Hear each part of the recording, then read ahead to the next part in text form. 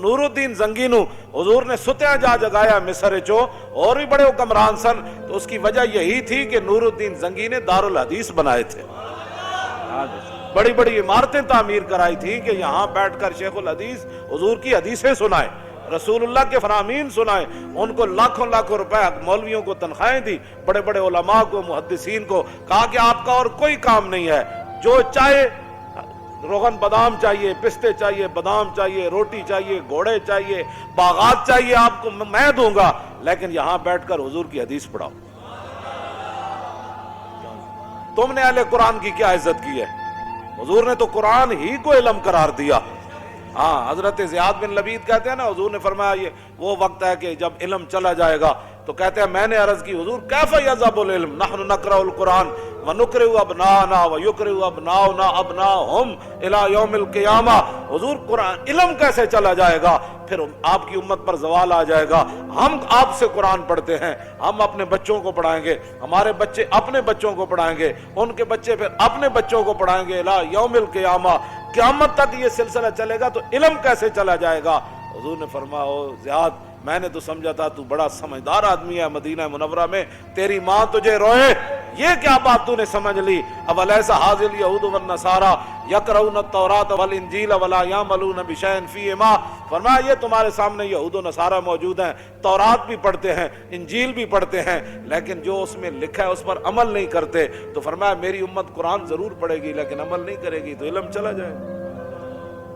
بتاؤ، یہاں تو قرآن دیکھ کر امت کو پڑھنا نہیں آتا، جن کو دیکھ کر قرآن نہیں پڑھنا آتا، ان کو کیا سمجھنا ہے کہ جناب فَبِأَيِّ آلَاءِ رَبِّكُمَا تُكَذِّبَانِ کا کیا معنی ہے؟ كُلُّ مَنْ عَلَيْهَا فَانٍ وَيَبْقَى وَجْهُ رَبِّكَ ذُو الْجَلَالِ وَالْإِكْرَامِ کا کیا معنی ہے؟ وَلِمَنْ خَافَ مَقَامَ رَبِّهِ جَنَّتَانِ فَبِأَيِّ آلَاءِ رَبِّكُمَا تُكَذِّبَانِ ذَوَاتَا أَفْنَانٍ وَمِن دُونِهِمَا جَنَّتَانِ، ان چیزوں کا ان کو کیا پتہ ہے؟ اذا وقعت الواقعۃ ليس لوقعتها كاذبہ خافضۃ رافعۃ اذا رجت الارض رجا وبست الجبال بسا فكانت هباء منبثا وكنتم ازواجا ثلاثا سبح لله ما في السماوات وما في الارض وهو العزيز الحكيم يا ايها الذين امنوا لم تقولون ما لا تفعلون كبر مقتا عند الله ان تقولوا ما لا تفعلون تبارك الذي بيده الملك وهو على، ان کو کیا پتہ ہے میں کیا پڑھ رہا ہوں؟ ہاں جی، جب آپ نے خود ہی قرآن کے ساتھ ایسے کیا، بال کندھا بیان میں نقطہ توحید تو آ سکتا ہے،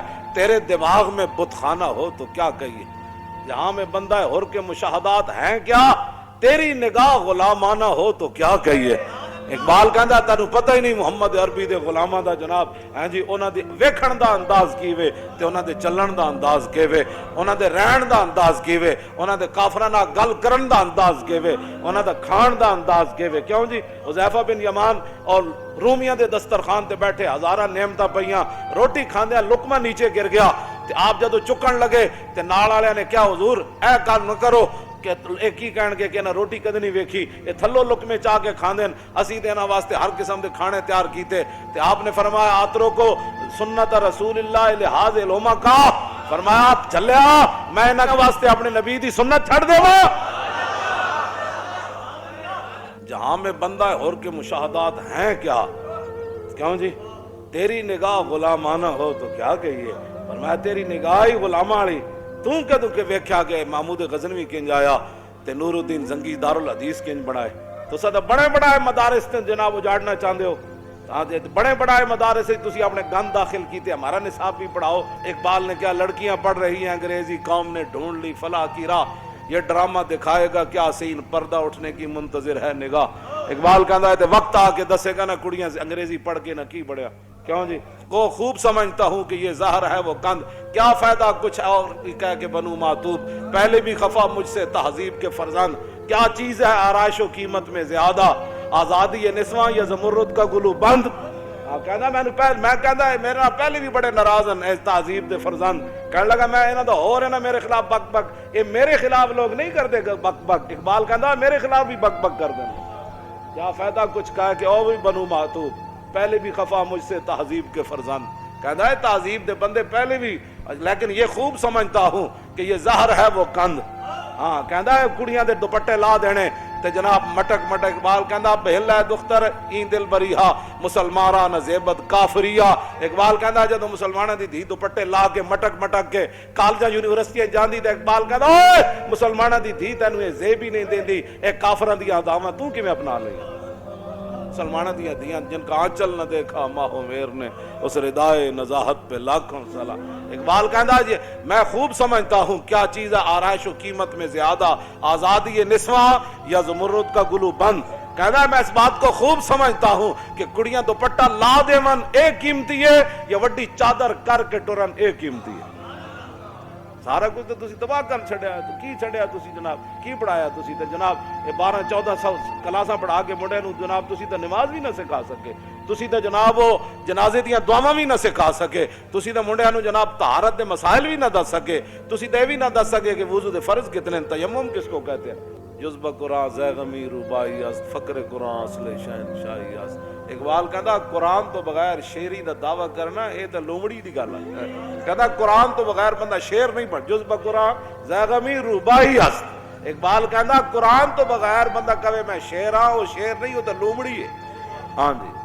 فقر قرآن اصل شہنشاہی است اقبال کہندا قرآن تے پڑھن والا تے قرآن تے عمل کرن والا تے وڈا شعر ہوندا ہاں او شہنشاہ ہوندا کیوں جی او تے شہنشاہ ہوندا او تے تہ بند بن کے تے جناب میدان او دے چلے جاندے ایک نے بھی نہیں کیا حضور کپڑے تے دیو انہاں نوں تے کفن بھی نہ ملے جڑے قرآن پڑھے ہوئے سن شعر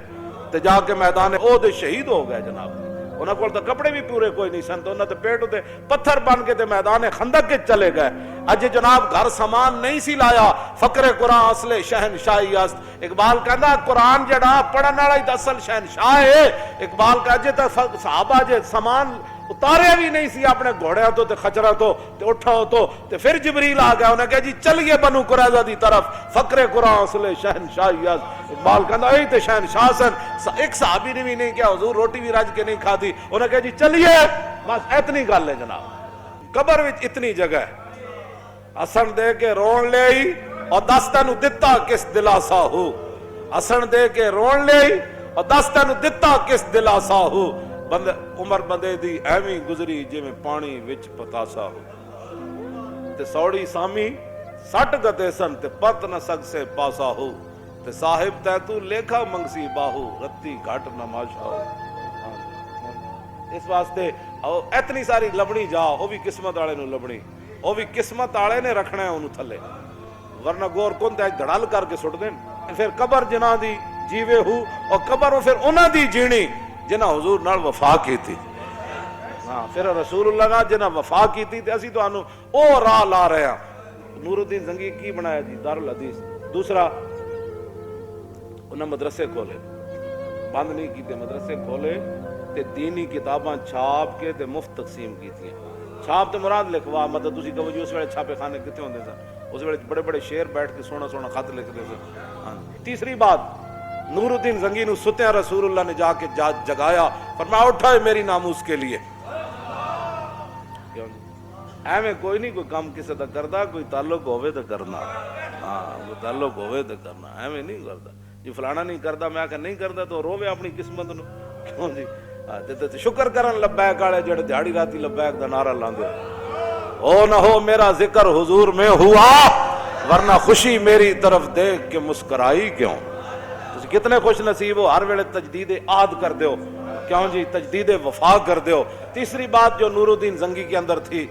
وہ سرکاری خزانے سے تنخواہ نہیں لیتے تھے ساڑھے بزرگاں نے لکھا ہے نا تین وجہ تو نور الدین زنگی نو حضور نے ستیا جا جگایا آپ نے فرمایا کہ آ مدینہ منورہ میں میری عزت کا کام ہے پھر نور الدین زنگی